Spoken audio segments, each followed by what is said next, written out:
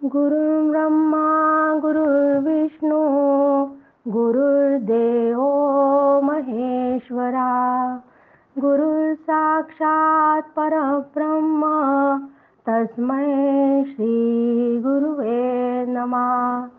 मला वाटते अंतरी त्वावसावे तुझ्या दासबोधासी त्वा बोधवावे. अपत्यापरी पाववी प्रेमग्रासा महाराजया सद्गुरु रामदासा. श्रीराम शुकासारिखे पूर्ण वैराग्य जाचे वशिष्ठा परिज्ञान योगेश्वराचे. कवी वाल्मिका सारिका मान्य ऐसा नमस्कार माझा सद्गुरु रामदासा. जय जय रघुवीर समर्थ.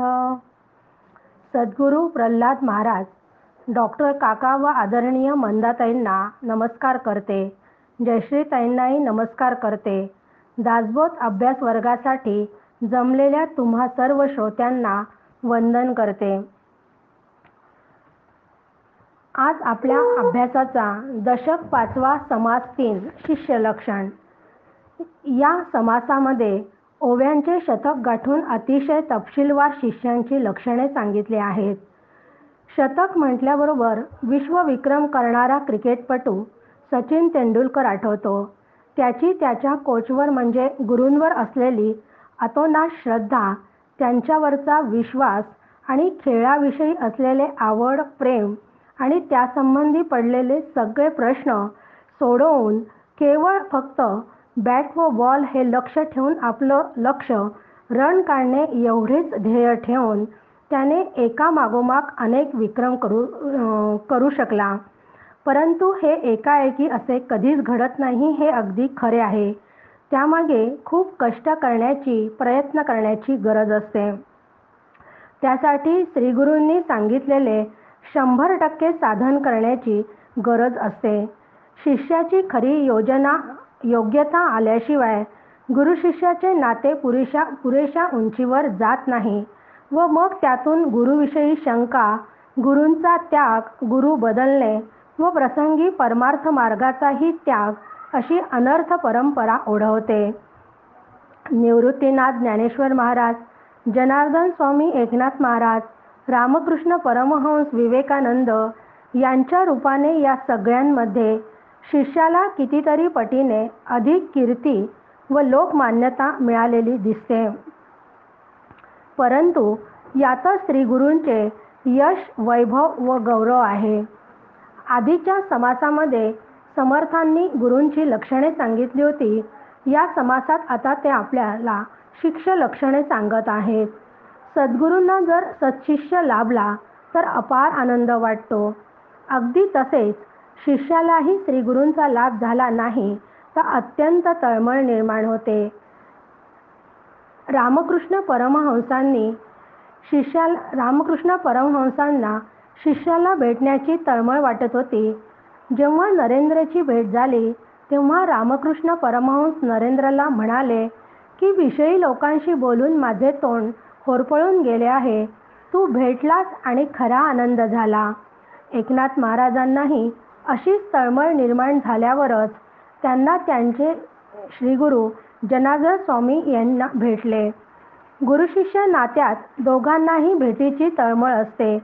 दोघेही जण अधिकारी असतील तरच परमार्थाचे वैभव पूर्णपणे प्रगट होते.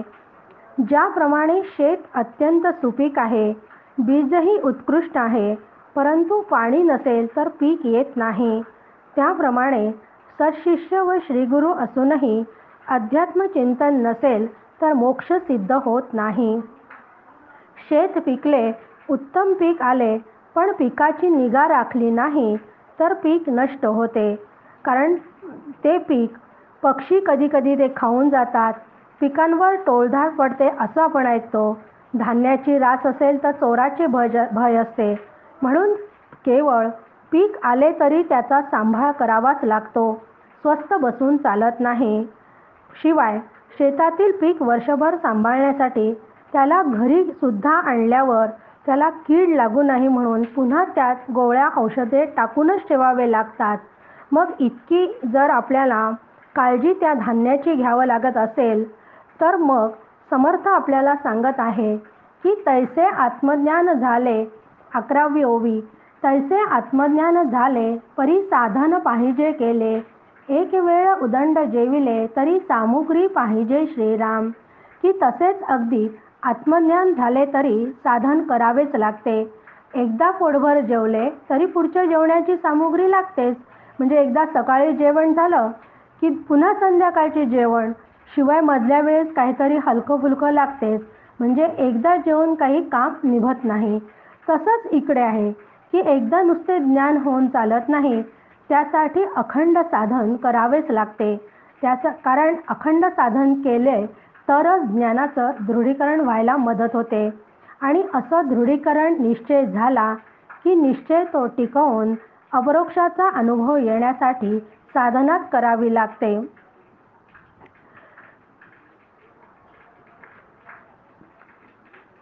बाराव्या आणि 13व्या ओळीमध्ये सद्गुरूंची जशी मागच्या समासामध्ये 11 लक्षणे सांगितली होती, तशीच शिष्यांची 11 लक्षणे या 2 ओव्यांमध्ये समर्थ सांगत आहेत. शिष्याला 11 बंधने असावीत. ती बंधने म्हणजे कुठली?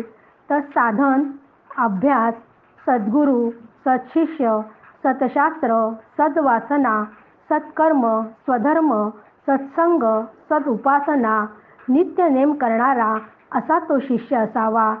ही सर्व बंधने ज्या शिष्याच्या अंगी असतात तो शुद्ध ब्रह्मज्ञानाच्या ज्ञानाने स्थिर होतो. अन्यथा समाजात चुकीचे विचार फार झपाट्याने पसरत असतात. कारण शिष्य जर अनाधिकारी असेल तर आपण मागे एकदा पाहिलं होतं पहा, असा गणपतीने दूध पिलं असा सगळीकडे इतका लवकर मेसेज झाला. आणि अशा ज्या गोष्टी असतात त्या फार लवकर समाजामध्ये हे चुकीचे विचार जातात. पण यावर खऱ्या शिष्याने कधी श्रद्धा ठेवू नये. म्हणून शिष्य जो तयार होतो त्याच्या अंगी वर आपण जी आता सांगितली ती लक्षणे असायलाच हवी. कारण या शिष्याची जबाबदारी कमी व श्रीगुरूंवर सर्व अवलंबून असते. कारण अनेक यत्न करून ते आपल्या शिष्याला घडवत असतात. शिष्य कदाचित पात्र नसेलही तरी श्रीगुरू त्याला अधिकार संपन्न होण्यासाठी मदत करतात. परंतु श्रीगुरूच अधिकार संपन्न नसतील तर फार पंचायत होते. त्यामुळे श्रीगुरूंच्या मोठेपणाला धक्का लागतो. म्हणूनच शिष्याने अधिकारी गुरुच करावा. परमार्थ प्रांतात श्रीगुरू इतकेच प्राधान्य कशालाच नाही. इतर सर्व गौण आहे. असे श्रीगुरू मिळाल्यावर शिष्याची सुद्धा जबाबदारी वाढलेली असते. तेव्हा 19 ते 33 या गटामध्ये समर्थ आपल्याला शिष्यांची लक्षणे सांगत आहेत की शिष्य कसा असावा. तर शिष्य अत्यंत निर्मळ पवित्र मनाचा असावा. आजपर्यंत आयुष्य आपले वाया गेले असे लक्षात आल्यानंतर ज्याचे मुमुक्षुत्व तीव्र झालेले असते ते त्यांनी सांभाळायला हवे. श्रीगुरूंवर त्याची अत्यंत निष्ठा असावी. श्रीगुरूंनी सांगितलेली साधन पद्धती व शास्त्रविचार त्याने समजून घ्यावे. सांगितलेले साधन प्रामाणिकपणे करावे. नाहीतर उत्साहाच्या भरात श्रीगुरूंनी सांगितलेले साधन सुरुवातीला आपण अगदी काटेकोरपणे करतो, ते खूप नीट सांभाळतो, पण नंतर लवकर अनुभव आला नाही की लगेच त्यात चालढकल करायला सुरुवात करतो. पण इथं श्रद्धा डळमळीत होताना दिसते. कारण अनुभव आला नाही लवकर की माणसाची श्रद्धा डळमळीत होते. म्हणून साधनेत सातत्य हवे. जेव्हा कधी 12 ते 15 वर्ष सतत सातत्याने साधना केली जाते, फक्त त्याच आत्मचिंतनात ही वर्ष घालवली जातात, त्यानंतर हळूहळू योग्य पद्धतीने परमार्थ घडू शकतो. पण आपल्याला पी हळद आणि हो गोरी अशीच सगळी घाई असते. प्रत्येक गोष्ट आत्ता ताबडतोब भरपूर हवी हा माणसाचा स्वभावच आहे. शास्त्राचा थोडा तरी अभ्यास आधी झालेला असेल तर श्रीगुरूंनी सांगितलेले साधन उत्तम रीतीने प्रयत्नपूर्वक काळजीने केल्या जाते, त्यात कुठलीही चालढकल न करता आणि मुख्य म्हणजे ते नित्य नियमाने केल्या जाते. आपली श्रद्धा सातत्यात खरे म्हणजे कमी पडते. आज काय पाहुणे आले आहेत, डोकं दुखते आहे, आज सणच आहे, कधी कंटाळा येतो, कधी आळस येतो, असं जर साधनेत होत असेल तर अनुभव कसा येईल? पण आपण फक्त परमार्थाच्या बाबतीतच असा आळस करतो. पण समजा मला सकाळी उठायचा कंटाळा येत असेल, पण माझ्या पतीला किंवा माझ्या मुलाला जर सकाळी उठून कुठे दौऱ्यावर जायचं असेल, तर मी आळस न करता बरोबर सकाळी 4 वाजता उठेल, त्यांच्यासाठी डबा करून घेईल. कारण मला त्यांची काळजी असते की त्यांनी बाहेरचं खाल्लं तर त्यांची तब्येत बिघडेल. म्हणजे प्रपंचामधलं आपण काम खूप काळजीने करतो. पण मी कधी साधनेसाठी सकाळी उठायचं म्हटलं तर 2 दिवस उठलं की तिसऱ्या दिवशी नक्कीच कंटाळा केला जातो. पण साधनेमध्ये सातत्य अत्यंत आवश्यक आहे. पण हे का होते असं?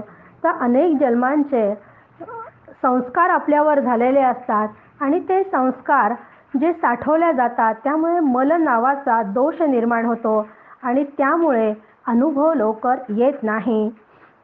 22व्या ओवीमध्ये समर्थ आपल्याला सांगत आहेत, शिष्य पाहिजे साक्षेपी विशेष, शिष्य पाहिजे परमदक्ष, शिष्य पाहिजे अलक्ष, लक्षी ऐसा श्रीराम.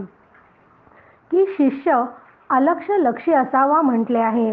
कारण सर्वसाधारणपणे जे सर्वांच्या सहज लक्षात येते ते दृश्य जगतातलं येत असते, परंतु आत्मा हा सहज लक्षात येत नाही. कारण तो इंद्रियांच्या साह्याने व मन यांनी तो जाणता येत नाही. याला समर्थ इथे अलक्ष म्हणतात. सद्य परिस्थितीत त्याचा मला अनुभव येत नसला तरी गुरुवाक्यावर श्रद्धा ठेवली तर अलक्ष असलेल्या आत्म्याचा अनुभव घेण्याची क्षमता नक्कीच शिष्याजवळ निर्माण होते. त्यासाठी श्रीगुरूंनी दिलेल्या उपदेशातील लक्षार्थ काय आहे, वाच्यार्थ काय आहे, त्यातील गूढ शब्दांचा अर्थ शिष्याला समजलेला असावा. त्यासाठी अत्यंत सूक्ष्म बुद्धीची आवश्यकता आहे.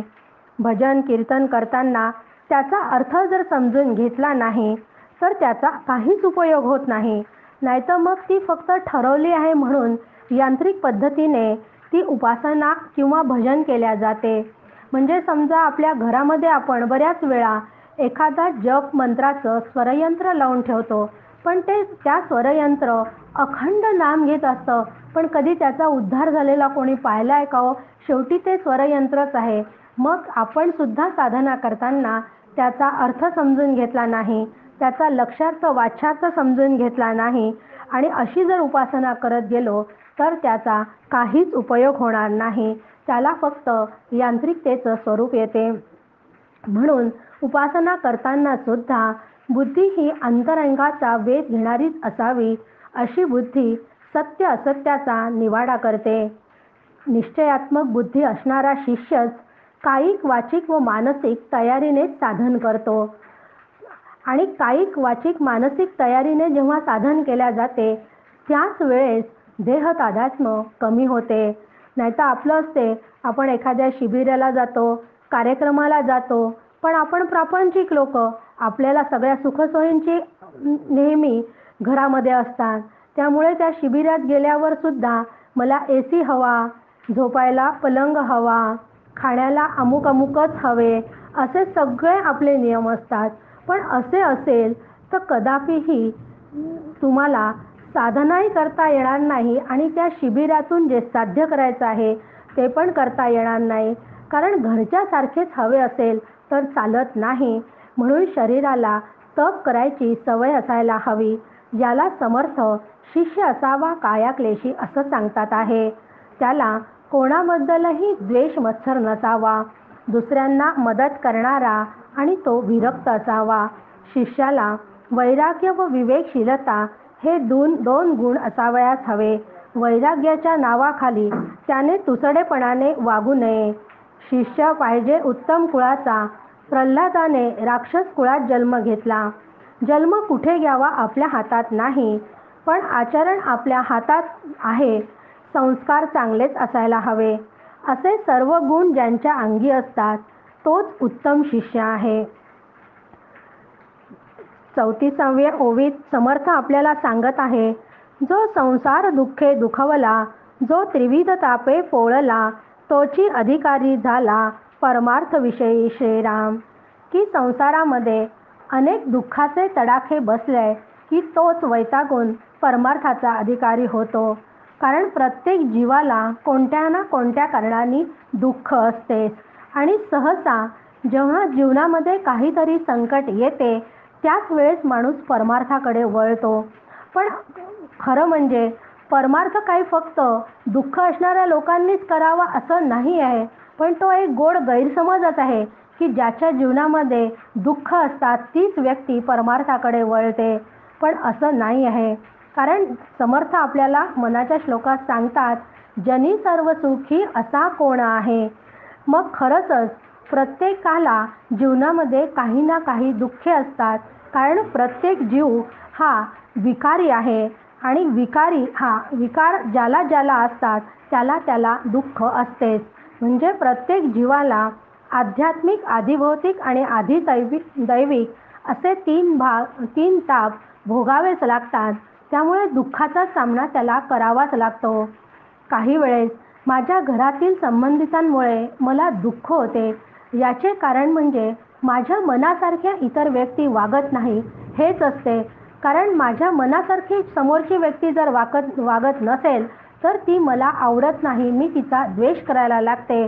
पण अशी अपेक्षा करणेच ही चुकीची आहे आणि ही अशी अपेक्षा असल्यामुळेच मला दुःखाचा सामना करावा लागतो. माझ्या मनासारखे सर्व होईल मग मी साधन करेल, तर असे कदापिही शक्य नाही.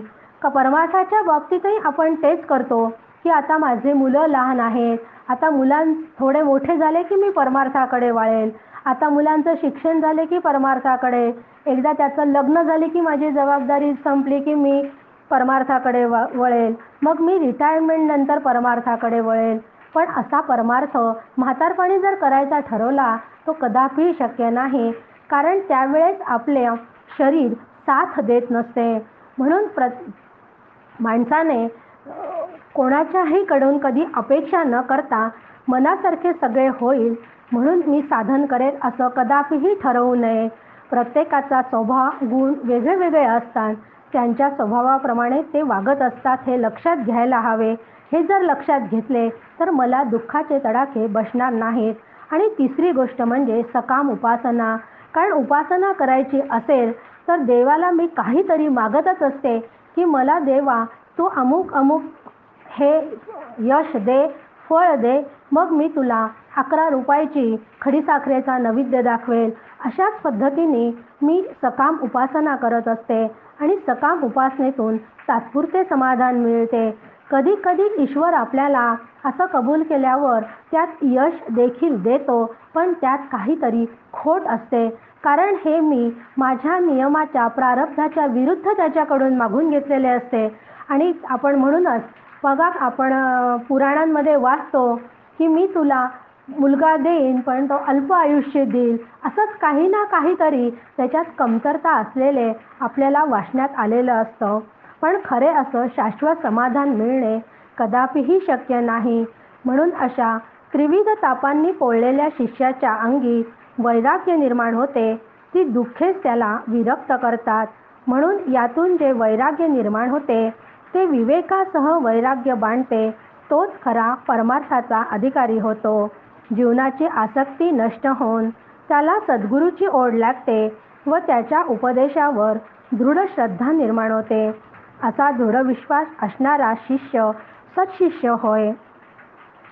40वी ओवी आपल्याला सांगते आहे, सद्गुरूहुनी देव मोठा, जयाचा वाटे तो करंटा, सुटला वैभवाचा पाटा, सामर्थ्य पिसे श्रीराम. सद्गुरूंनी देव मोठा असे ज्याला वाटते त्याला समर्थ येते, करंटा म्हणतात. पण हे वाचून मनाला बरे वाटत नाही. कारण शास्त्र माहीत नसल्यामुळे मनाला ते बरे वाटत नाही. कारण ईश्वर सर्वज्ञ व सर्वशक्तिमान आहे व षडगुणेश्वर संपन्न आहे. तो प्रसन्न झाला तर प्रापंचिक वैभव मिळेल म्हणून सामान्य माणूस त्याकडेच वळतो. पण ईश्वर कल्पांती लयाला जातो त्यावेळी त्याचे सर्व सामर्थ्यही शिल्लक राहत नाही. कारण ईश्वर ही ब्रह्माची निर्मिती आहे आणि ब्रह्माच्या मायेतील आभासालाच ईश्वर म्हणतात. आणि ईश्वर भूतलावरचे कार्य संपले की तिरोधानाला जातात, म्हणजेच अंतर्धान पावतात. म्हणजे जे जे निर्माण झाले ते ते नाशवंत असते.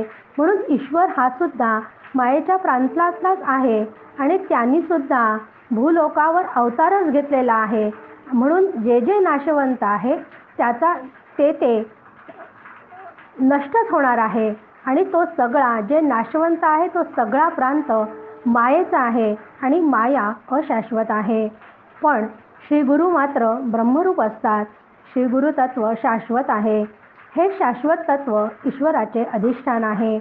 म्हणूनच हरिहराच्या शक्तीचे जे अधिष्ठान असलेले ब्रह्मरूप श्री गुरु श्रेष्ठ असतात. सामान्य माणसाला मात्र हे समजत नाही. भ्रमामुळे तो देवाला मोठे समजतो. देव ही एक संकल्पना मनुष्य निर्मित आहे व देवांना प्राणप्रतिष्ठा केल्याशिवाय देव पण येत नाही. ईश्वरालाही ब्रह्मरूप श्री गुरूंची कल्पना असत नाही. श्री गुरूच्या समोर कोणाचाच टिकाव लागत नाही. ईश्वराला किंवा देवाला मिळणारे सामर्थ्य परब्रह्माच्या माईक शक्तीपासूनच मिळते, म्हणजेच त्यांना श्री गुरूकडूनच मिळते. श्री गुरूंना ब्रह्मज्ञान होऊन ते ब्रह्मरूपच झालेले असतात. अशा या ब्रह्मज्ञानाच्या वैभवापुढे त्याला शक्तीचे वैभव अत्यंत क्षुल्लक वाटते. श्री गुरूंची कृपा झाल्यानंतर प्रत्यक्ष अनुभव आला की माया व मायाकार्य सृष्टी सर्व बाधित होते. असा अनुभव आल्यावर सत्शिष्य श्री गुरुरूप होतात. श्री गुरूंच्या उपदेशाप्रमाणे साधन मार्गावरून जाताना जीवनात कुठलाही प्रसंग आला तरी त्याच्या श्रीगुरूवरील निष्ठेत जराही फरक पडत नाही. श्री गुरूंना शरण गेल्यामुळे अज्ञानाचा नाश होतो. आचार विचार बदलतात. श्री गुरूंच्या कसोटीला उतरून ईश्वराहून सुद्धा शुद्ध ब्रह्म होतात. तेच मोक्षाचे अधिकारी असतात. इतर सर्व शिष्य असत शिष्य असतात. म्हणून 54 ते 57 या गटामध्ये समर्थांनी असत शिष्य कसा याचेच वर्णन केले आहे. जो विषयात सुख आहे असं समजून त्याला केवळ प्रतिष्ठेसाठी परमार्थ व गुरु हवे असतात. सुखासाठी सतत विषय चिंतनात व प्रपंचात आसक्त असल्यामुळे त्याची बुद्धी आत्मानात्म विचार करू शकत नाही. प्रपंचात खरे सुख आहे असा निश्चय झाल्यामुळे कुटुंबासाठी संसारासाठी हमालासारखा रात्रंदिवस तो रावत असतो.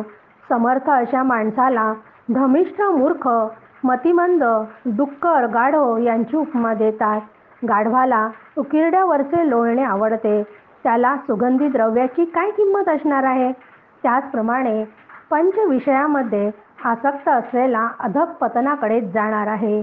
देव ईश्वर याविषयी त्याला अजिबात आवड असणार नाही.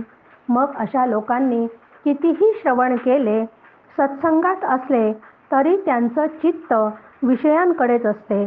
त्यांना ब्रह्मसुख काय समजणार आहे. म्हणून 74व्या ओवीमध्ये समर्थ आपल्याला सांगत आहे, स्मशान वैराग्य आले म्हणून लोटांगण घातले, तेने गुणे उपतिष्ठिले नाही ज्ञान श्रीराम. की जेव्हा कधी आपल्या घरात किंवा आजूबाजूला एखादी मृत्यूची घटना घडलेली आपण पाहतो, ती पाहिल्यानंतर आणि तिथलं ते सगळं वातावरण बघितल्यानंतर खरोखर आपल्या अंतर्मनामध्ये वैराग्य निर्माण होते. पण ते वैराग्य निर्माण झाल्यानंतर खरंच या सगळ्या जगामध्ये काही अर्थ नाही, जगण्यात काहीच अर्थ नाही. प्रत्येकाला याच मार्गाने एक दिवस जायचेच आहे. मग कशाला हेवेदावे करावे, कशाला भांडण तंटा करायचा, कशाला इस्टेटीसाठी भांडणं करायची, इथेच तर सगळं सोडून जायचं आहे, असे अनेक विचार तेवढ्यापुरते येतात आणि मनामध्ये तीव्र एकदम वैराग्य निर्माण होते. आणि आता आपण एकदम वैराग्यशील झाल्यासारखं असं वागायला लागू असं आपल्याला वाटायला लागते. पण 2-4 दिवस होत नाही तर पुन्हा जैसे ते स्थिती होते. याला समर्थ स्मशान वैराग्य म्हणतात. हे खरे वैराग्य नव्हे, कारण असे हे तात्पुरते वैराग्य येऊन श्री गुरूंच्या पायावर डोके ठेवण्याने कोणाला आणि कधीच ब्रह्मज्ञान होत नाही. म्हणून 75व्या ओवीमध्ये 75व्या ओवीपासून समर्थ आपल्याला सगळ्या ओव्यांमध्ये शिष्य कसा नसावा किंवा असत शिष्य कसा असावा याचेच वर्णन करत आहे.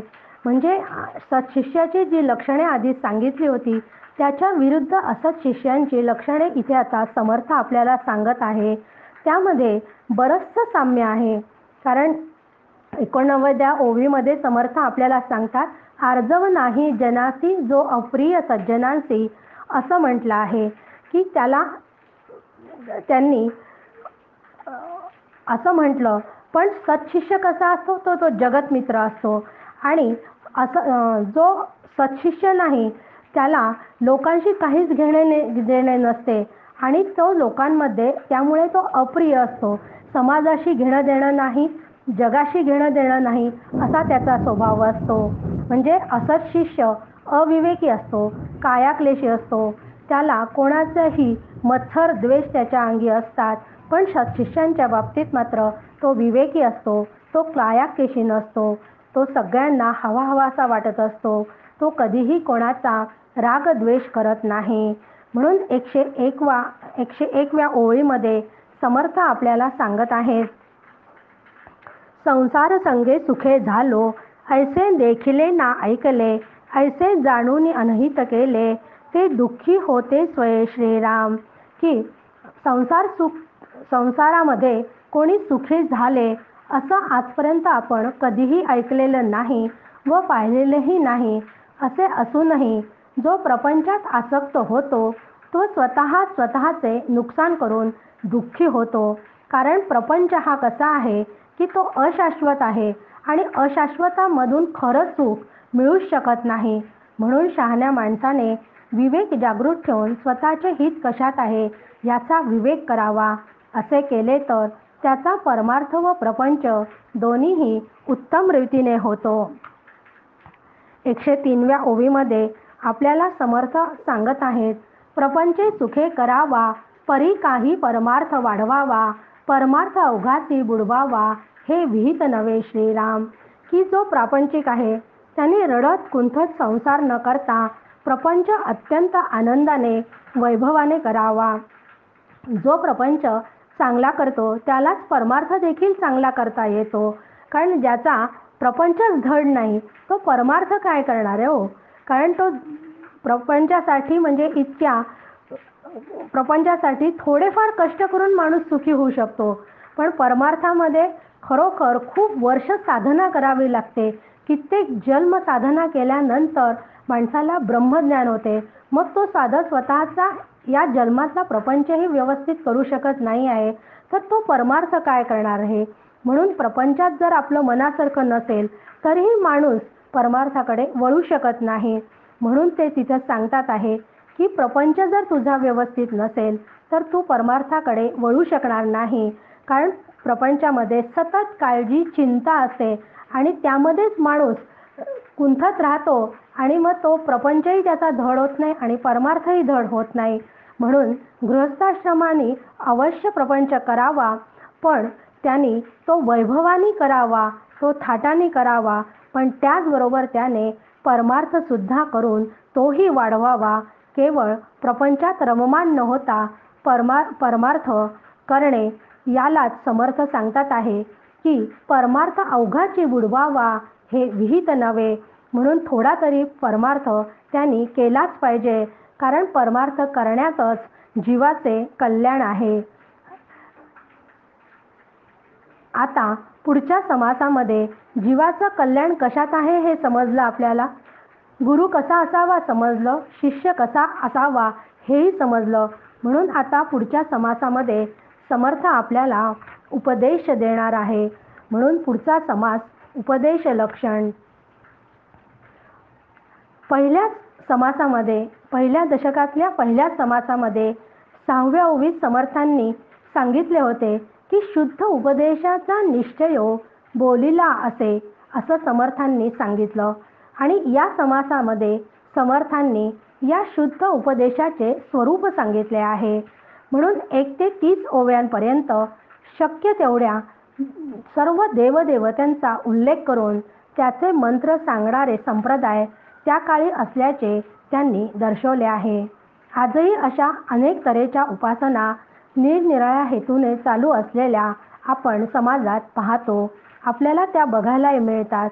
साधकाने मात्र अशा कोणत्याच सकाम तांत्रिक व अघोरी उपासनेची दखल घेण्याची आवश्यकता नाही. कारण मायेच्या जबरदस्त प्रभावामुळे सकाम तांत्रिक व अघोरी उपासना घडतात.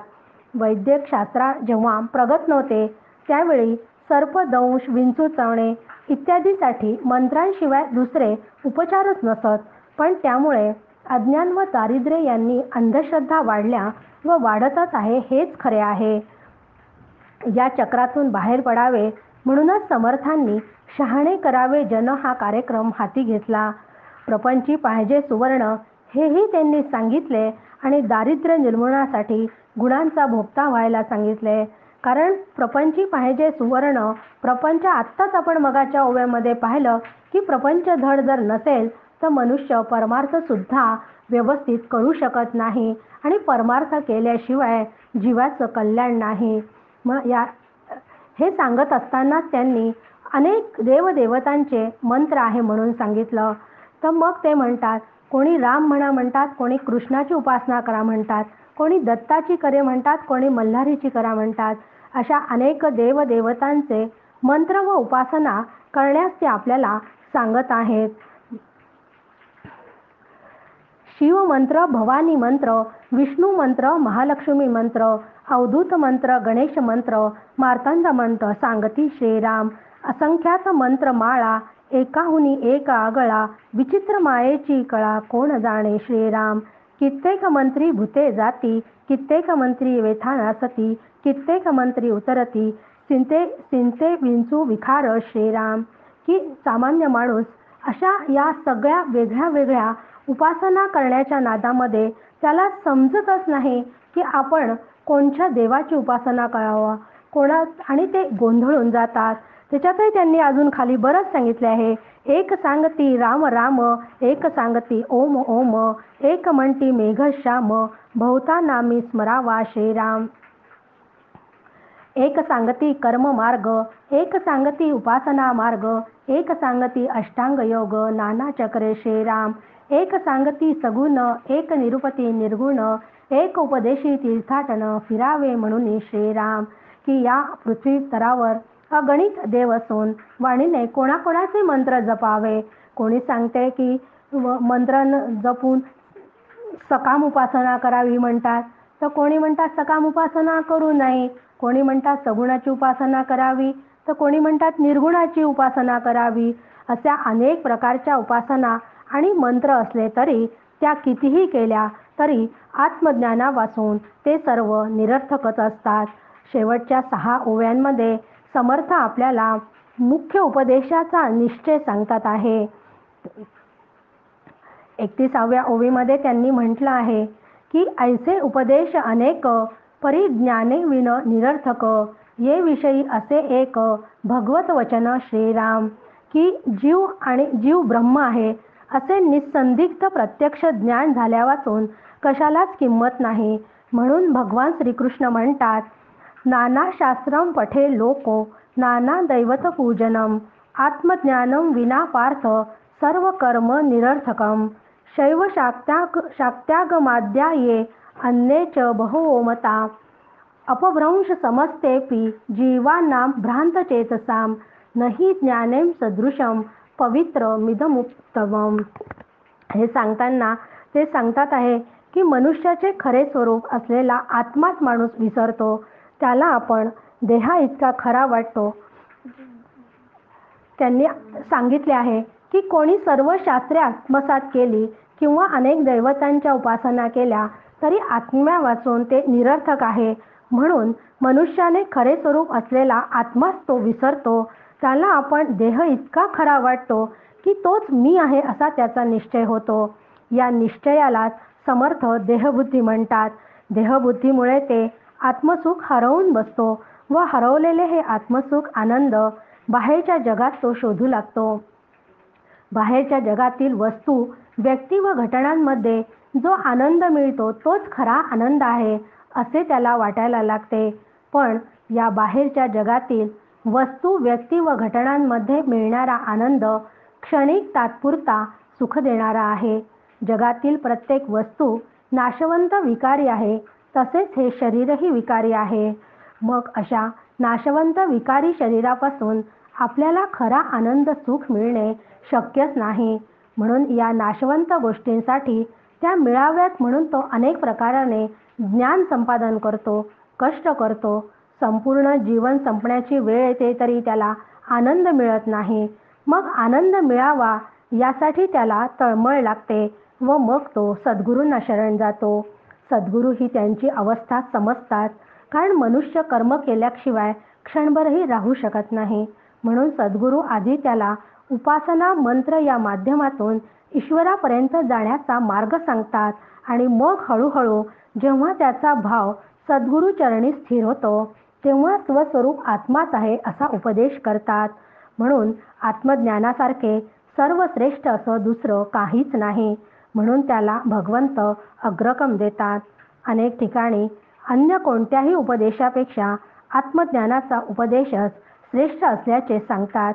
कारण आत्मज्ञान कोणत्याही वर्णाच्या व्यक्तीला घेण्याचा अधिकार आहे. असे आत्मज्ञान ज्याच्या ठिकाणी असेल त्याच्या जन्मोजन्मीचा दास होऊन भगवंत स्वतः राहतो असं ते सांगतात. असे हे आत्मज्ञानाचे महात्म्य प्रत्यक्ष ब्रह्मदेवाला सुद्धा आकलन होत नाही.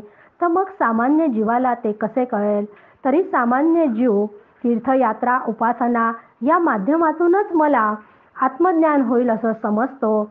म्हणून समर्थ आपल्याला सांगतात, न जाणता कोटी वरी, साधने केली परोपरी, तरी मोक्षाचा अधिकारी होणार नाही श्रीराम.